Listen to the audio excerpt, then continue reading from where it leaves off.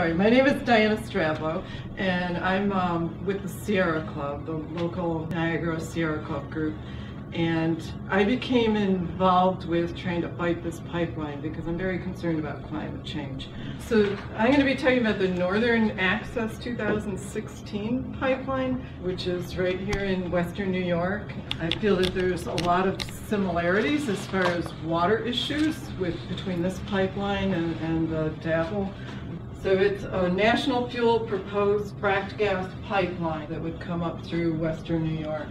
And when I found out about this pipeline, in particular, I've been talking a lot about methane, which I don't feel a lot of people are paying much attention to. And we hear a lot about CO2, which is the greatest contributor to climate change, but methane, which that's what natural gas is, it's even more potent as a heat trapping gas. It's 80 to 100 times more potent than CO2.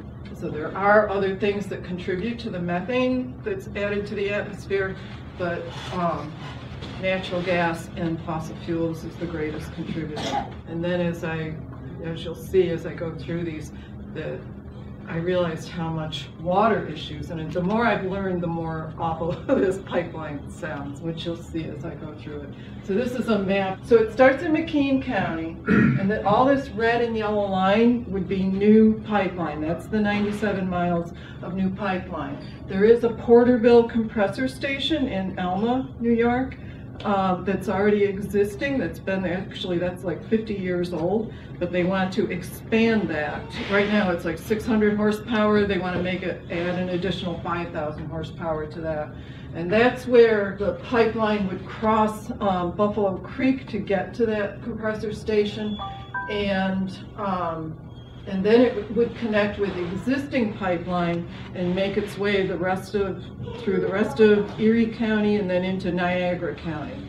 And in Niagara County, they want to put in a compressor station, a large compressor station, a 22,000 horsepower compressor station in Pendleton, New York.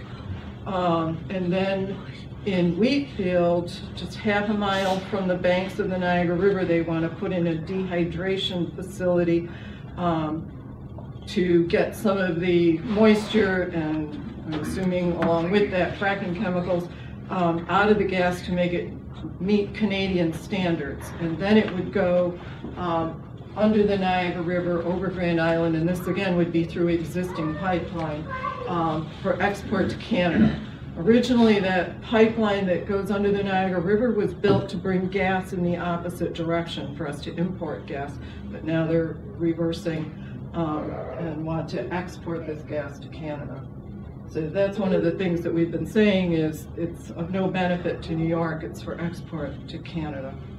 And I looked at the question of whether Canada even wants this gas. Canada has an initiative to actually get off of natural gas for heating. And they have a climate change action plan, Ontario's 5-year plan to fight climate change to reduce greenhouse gas emissions is underway. And even in New York City, there are plans to get off of natural gas in January. This would have been January of 2016. The city passed a law requiring all government buildings to go geothermal starting this coming year. So this Northern Access pipeline is regulated by the Federal Energy Regulatory Commission. And the Federal Energy Regulatory Commission is known for rubber stamping everything that comes across their desks. Charlie and I were just talking about there's another pipeline, the Spectra pipeline that is supposed to go, it's almost completed, but it goes within 105 feet of the controls for an aging Indian Point nuclear facility. Very dangerous situation that people are actually doing civil disobedience to try to stop at this point. And that's a project that this same agency, the Federal Energy Regulatory Commission, approved. So we're pretty much expecting that they're going to, despite all the objections, that they're going to approve this Northern Access. And we're expecting that approval to come any day now. The other regulatory agency, and this is where our hope lies, is the New York State DEC. That they also have to issue an air and water permit for this pipeline, And we are hoping that, and we've got letters and postcards and making phone calls to Governor Cuomo to try to get the DEC to deny the 401 water permit. And a very similar pipeline, the Constitution pipeline in eastern New York State, did get denied its 401 water permit because of all the stream and water crossings, and this is a similar situation. And the compressor station and dehydration station also raised issues with the air permit. This proposed pipeline would cross 180 streams, 7 ponds, and 270 wetlands, including 34 of those wetlands that are New York State DEC regulated. So that's where our hope lies, is that the DEC has been pushing back pretty well on a lot of these crossings. In September of 1987, the USGS released this estimate of the boundaries of Cattaraugus Creek Basin aquifer. The proposed Northern Access Pipeline will bisect this aquifer for 12.81 miles from north to south along its route. In October of 1987, in accordance with the Safe Drinking Water Act, the EPA designated the area of Cattaraugus Creek Basin's sole source aquifer to encompass 330 square miles and a sole source of drinking water for that area, making any federal projects there subject to agency scrutiny.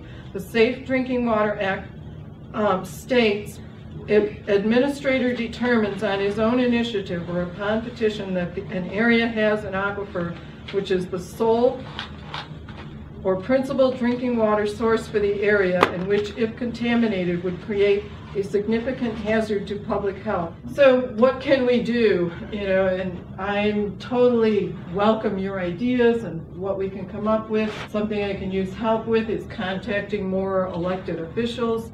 We've been making phone calls to call Governor Cuomo to ask that this 401 water permit gets denied. And we've got a petition on the Sierra Club Niagara website. I've created a page that has information about this pipeline, and I've been sending out emails once a week. We're trying to do a set of letters that people can mail to the DEC and to Governor Cuomo. And if you put your name and email address on this sheet, I'll add you to that email list. There's so many parts to this. The group in Pendleton's been fighting this compressor station because they feel it's very dangerous from the air quality standpoint to their neighborhood. They've been fighting it for over a year now. From that aspect of it, we're trying to contact landowners as best we can regarding the eminent domain issue and get any of their complaints to the Attorney General's office. And like I said, I'm open to ideas and suggestions and what else can be done.